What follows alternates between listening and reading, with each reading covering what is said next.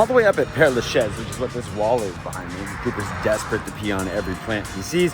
To talk with Charlie from Street French, if you're familiar, and if you're not.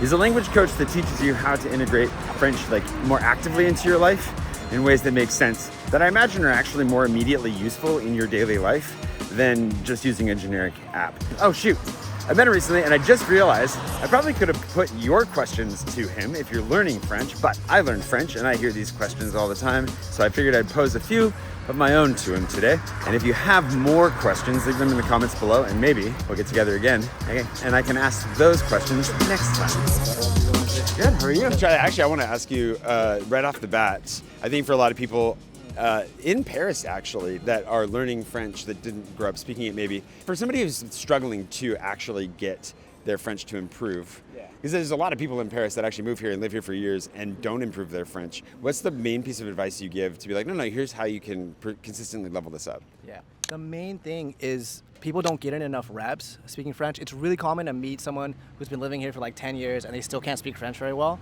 It's because they don't practice speaking French very often. Yeah. Right? Like, when I was really trying to learn very well, I would go out with my friends and try to speak French for like 4 hours at a time, every week for like a few years, For a few years? Yeah. It's good. But 4 hours a week, was that cumulative or was that a go? That was like Friday night, we're going out, it's French fun time, and we're just gonna speak for 4 hours. Okay, no, right? That's really good.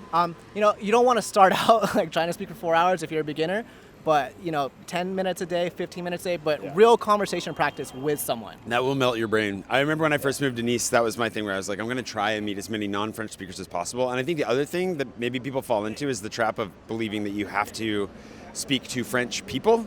There are a lot of people who speak French that are also here trying to work on their French. Just getting those reps in, like you were saying, is huge. So an international crowd can be great as long as you're not falling into English all the time, which happens. So if you don't live here and you're desperate to practice your French and all you have is an app on your phone, what do you recommend for people actually leveling up before they come to France?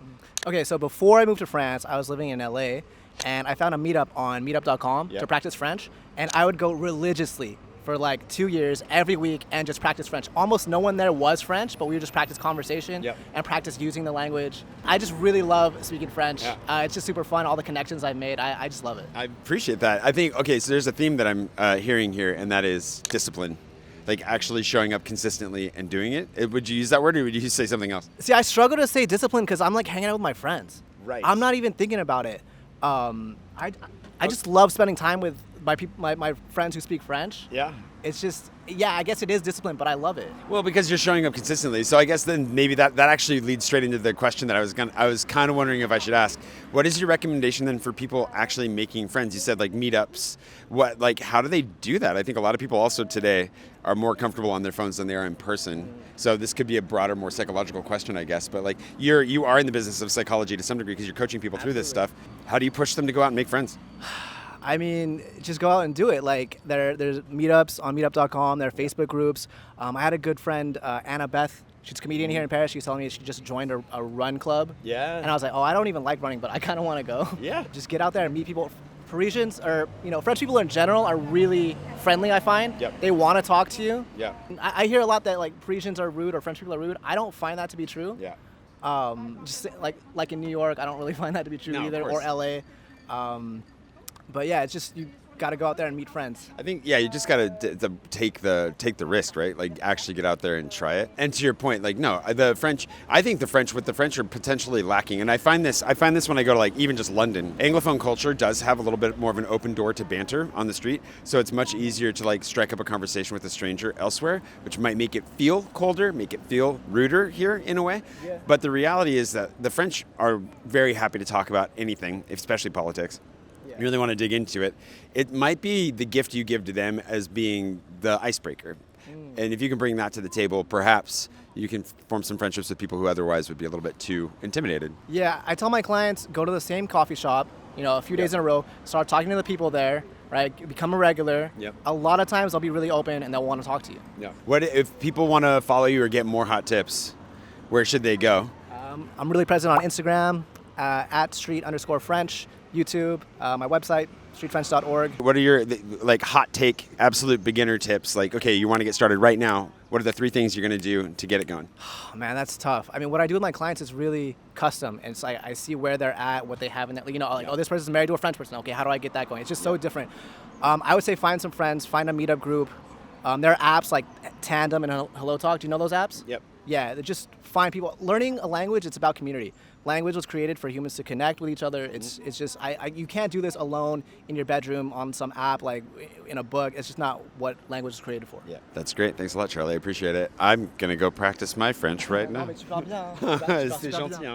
You're so desperate for it. I thought about giving it to you, and then I was like, you were in the flow. An hour walk.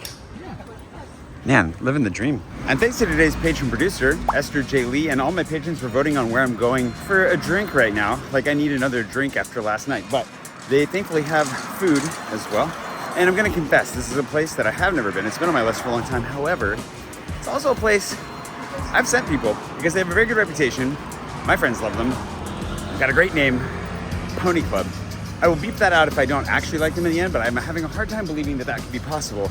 This is my first time going, however, and I'm looking forward to it. It's a wine bar just around the corner from the Montmartre Cemetery, which you can see around here.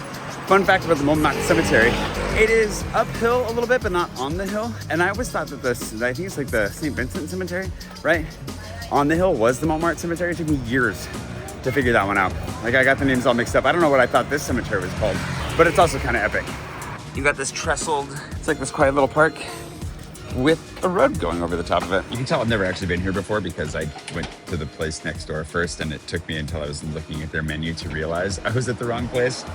Anyways, these guys are nice. The owners of Sober Mesa are here, which is one of my favorite restaurants in Montmartre, a wine cellar that does Asian food pop-ups. These guys do some small plates, freshly made asparagus, some saucisson, and some wine. I'm actually very happy with my life choices right now. Thank you to my patrons for sending me here. And thanks to you for watching. And I'll see you bright and early tomorrow morning after having sweet dreams from all this saucisson. If only my date hadn't canceled on me.